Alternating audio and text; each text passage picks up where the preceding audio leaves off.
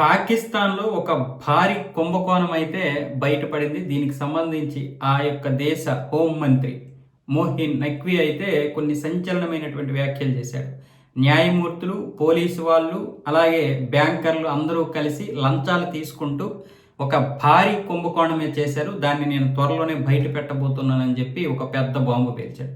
ఈ మధ్య పాకిస్తాన్ ఆర్థిక వ్యవస్థ అత్యంత దారుణంగా ఉంది. ఇదే విధంగా కొనసాగితే మరో దశాబ్ద కాలంలో పాకిస్తాన్ కనుమరుగయ్యే పరిస్థితి కూడా ఉంది అన్నటువంటి మోహిన్ నఖ్వీ వెనక ఎవరున్నారు అంటే ఆసిమ్ మునీర్ ఉన్నాడని అక్కడ రాజకీయవేత్తలు, విశ్లేషకులు చెబుతున్నారు. ఆసిమ్ మునీరు ఈ యొక్క ప్రభుత్వాన్ని దింపేయడానికి రకరకాల ప్రయత్నాలు చేస్తున్నాడు.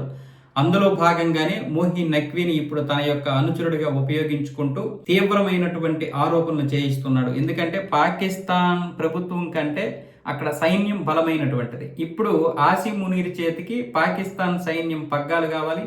ఆ పగ్గాలు ఆయన చేతిలోనే ఉన్నాయి. కానీ ఇక్కడ ప్రభుత్వం యొక్క పగ్గాలు కూడా కావాలి. ఆ పగ్గాల కోసం చేస్తున్నటువంటి ప్రయత్నాల్లో భాగంగానే గత కొంతకాలంగా ఇలాంటి ఆరోపణలు చేయిస్తూ మోహిన్ నఖ్వీకి ఏమొచ్చేసి అండగా ఉంటున్నాడు. ఆ విషయాన్ని ఇప్పుడు కొంతమంది విశ్లేషకులు చెప్తున్నారు.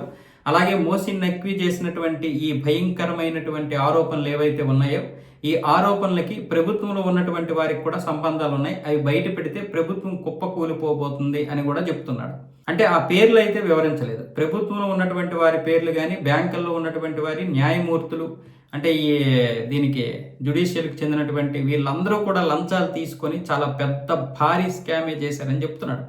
అంటే బహుశా త్వరలోనే పాకిస్తాన్ ప్రభుత్వాన్ని కూల్చేసి అక్కడ ఈ యొక్క ఆర్మీ ప్రభుత్వాన్ని ఏర్పాటు చేయడానికి ప్రయత్నాలు జరుగుతున్నట్లుగానే కనిపిస్తున్నాయి గత కొంతకాలంగా అక్కడ చూస్తున్నట్లయితే. ఎందుకంటే మోహిన్ నఖ్వీని షాబాజ్ షరీఫే ఏరుకోరి పెట్టుకున్నాడు. ఇప్పుడు అలాంటి షాబాజ్ షరీఫ్ ఏమొచ్చేసి మోహిన్ నఖ్వీ చేస్తున్నటువంటి విమర్శలకి ఊరుకుంటాడా?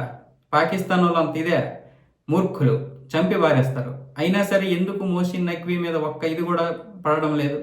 ఎందుకు అంటే ఇక్కడ ఆసిమ్ మునీర్ ఉన్నాడు. ఆసిమ్ మునీరే మొత్తం నడిపిస్తున్నాడు. పైగా చాలా విషయాల్లో జవాబుదారీతనంగా కూడా ఉండాల్సిన అవసరం కూడా నాకు లేదని ఇంతకు ముందే చెప్పాడు.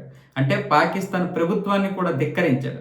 సో ఈ నేపథ్యంలోనే ఖచ్చితంగా ఏదో జరగబోతుంది అన్నటువంటి వార్త అయితే బయటకు వస్తుంది. ఖచ్చితంగా దీనికి మరొక్క 2-3 వారాల్లో కానీ 2-3 నెలల్లో కానీ ఖచ్చితంగా పాకిస్తాన్ ప్రభుత్వం అయితే కూలిపోయి ఆసిమ్ మునీర్ అక్కడ ఆసీనం అవుతాడు.